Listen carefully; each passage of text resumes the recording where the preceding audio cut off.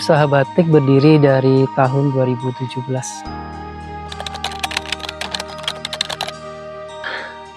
Kenapa memilih usaha batik? Ya karena kalau dilihat kondisi yang ada di Sumatera Barat, khususnya Kabupaten Solo, peminat batik itu sangat tinggi, sangat besar. Apalagi untuk Solo sendiri itu hampir rata, hampir semua masyarakat menggunakan batik.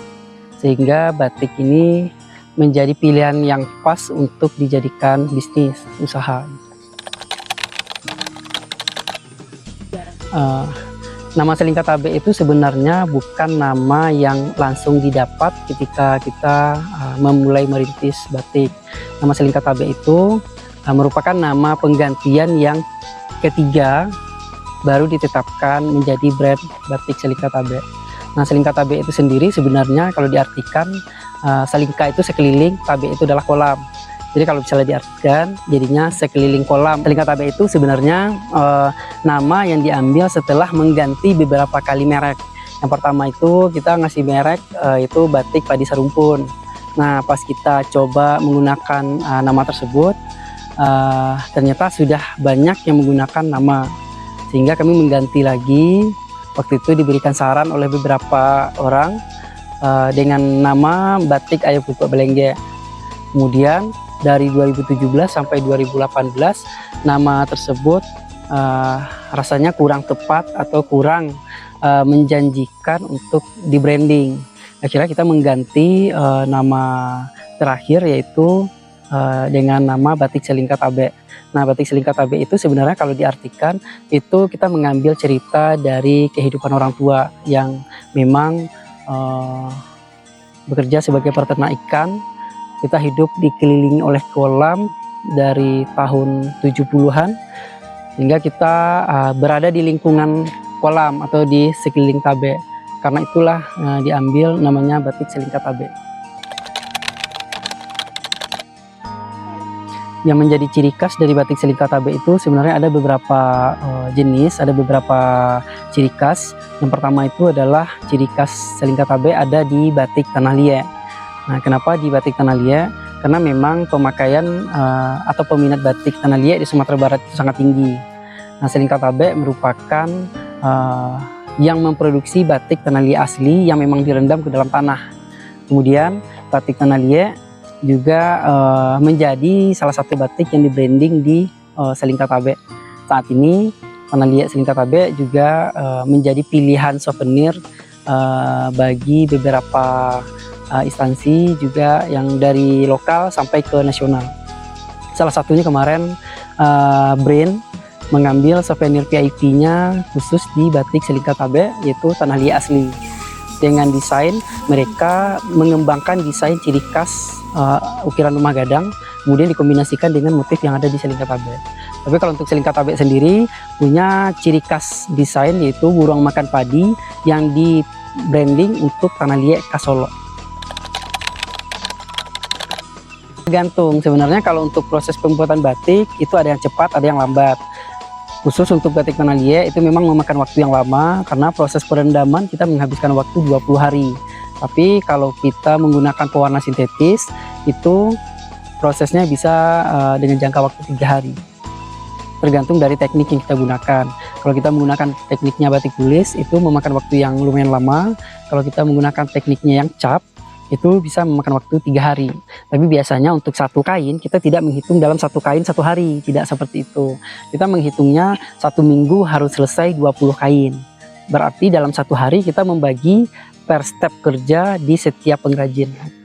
1 minggu harus selesai 20 hari, 20 lembar. Proses paling sulit itu sebenarnya di bagian pewarnaan. Kenapa di bagian pewarnaan? Karena pewarnaan itu kita tidak bisa menggunakan pewarna sekedar ditakar pakai sendok, tidak seperti itu. Kita punya cara takar sendiri, kemudian cara penggunaan tersendiri. Jika cara tersebut salah, tidak sesuai SOP, maka standar kualitas dari batik ini akan berkurang. Kemudian yang tersulit berikutnya adalah mengkombinasikan antara warna dasar dengan warna motif. karena kita harus menyesuaikan dengan selera konsumen. Nah, selera konsumen itu berbeda-beda. Kalau konsumen kulitnya hitam, kita harus menyesuaikan warna dengan kulit konsumen. Kalau konsumennya putih, kita juga mencarikan warna yang sesuai. Tapi kalau dari proses sendiri, yang paling sulit itu adalah meracik warna. Karena meracik warna itu merupakan inti dari pembuatan batik. Kalau untuk mencanting sendiri itu tergantung dari kebiasaan. Kalau misalnya pengrajin sudah terbiasa, meskipun prosesnya sulit, mereka sudah terbiasa berbulan-bulan, itu akan terasa gampang sekali. Kalau misalnya kita membahas tentang batik tulis, itu tahap pertama itu adalah kita merancang desain. Kemudian setelah desainnya kita rancang, kita menentukan dulu desain yang kita rancang itu cocok atau tidak dijadikan batik. Karena sebagian orang merancang disamakan dengan melukis. Sebenarnya itu beda. Merancang desain batik tidak sama dengan melukis, itu berbeda. Jadi yang pertama kita merancang desain, kemudian setelah merancang desain kita masuk ke proses berikutnya adalah menciplak. Nah, menciplak itu memindahkan desain yang dari kertas ke kain. Kalau untuk batik tulis itu kita lakukan secara manual. Tapi kalau untuk batik cap, desainnya kita pindahkan dulu ke alat canting cap. Kemudian kita tinggal menempel. Tapi kalau batik tulis, kita memindahkan desain dengan cara menciplak. Kemudian yang proses berikutnya, setelah diciplak kita masuk ke proses pencantingan. Nah, dari pencantingan itu merupakan proses paling inti dari proses membatik. Nah, yang pertama kita menentukan kualitas panas dinginnya lilin, kemudian tembus atau tidaknya cantingan, itu nanti mengaruh ke pewarnaan. Kemudian setelah selesai pencantingan kita masuk ke proses pewarnaan. Nah, dari pewarnaan disinilah kita menentukan warna apa yang cocok untuk desain, warna apa yang cocok untuk selera konsumen. Kemudian setelah selesai proses pewarnaan, kita tergantung kalau misalnya menggunakan satu jenis warna, ada yang penguncian terpisah, satu warna lagi ada pengunciannya langsung. Nah, setelah diwarnai langsung kita kunci. Kemudian setelah kita kunci langsung kita lakukan proses pelorotan. Nah, pelorotan ini yaitu proses terakhir, kita merebus atau memasak kain untuk melepas lilin yang sudah dicanting atau dicap. Kemudian selesai di lorot, kita masuk ke proses terakhir. Proses terakhir itu adalah finishing. Finishing itu mulai dari pengemasan, merapikan, kemudian tahap akhir pengemasan. Untuk saat ini yang terlibat itu kurang lebih 9 orang. 9 orang ini yang menetap di Rumah Batik Selika Tabe. Di luar ini kita ada beberapa tim yang membantu terlibat dalam proses produksi, kurang lebih ada 10 orang. Itu tersebar di beberapa tempat, ada yang di Kota Baru, kemudian ada di beberapa tempat lain. Tapi yang menetap di Rumah Batik Selika Tabe kita ada 9 orang. Kalau marketing, sebenarnya kalau untuk marketing kita lebih ke online dan offline. Nah, kalau misalnya di offline kita lebih banyak di event-event, pameran-pameran, kemudian secara langsung. Kalau misalnya 2018, 19, 20 kita offline-nya itu langsung datang ke beberapa tempat, misalnya seperti masuk ke sekolah-sekolah, masuk ke kantor-kantor, masuk ke beberapa tempat perusahaan untuk mempromosikan, menyampaikan bahwa kita punya produksi batik. Kemudian untuk saat ini kita lebih banyak melakukan offline itu secara pameran atau event.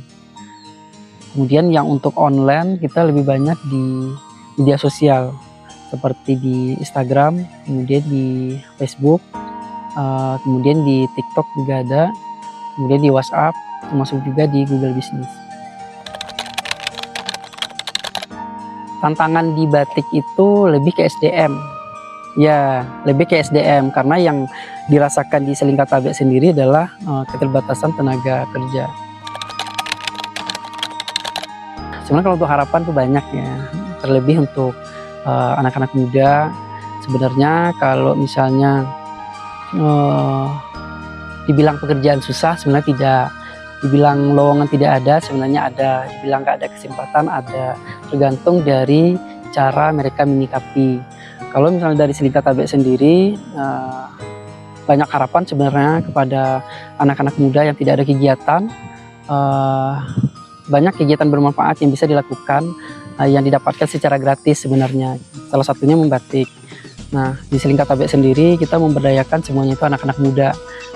Pasti pekerjaannya di bawah 45 tahun, rata-rata anak muda semua. Nah, di sini peluangnya sangat besar.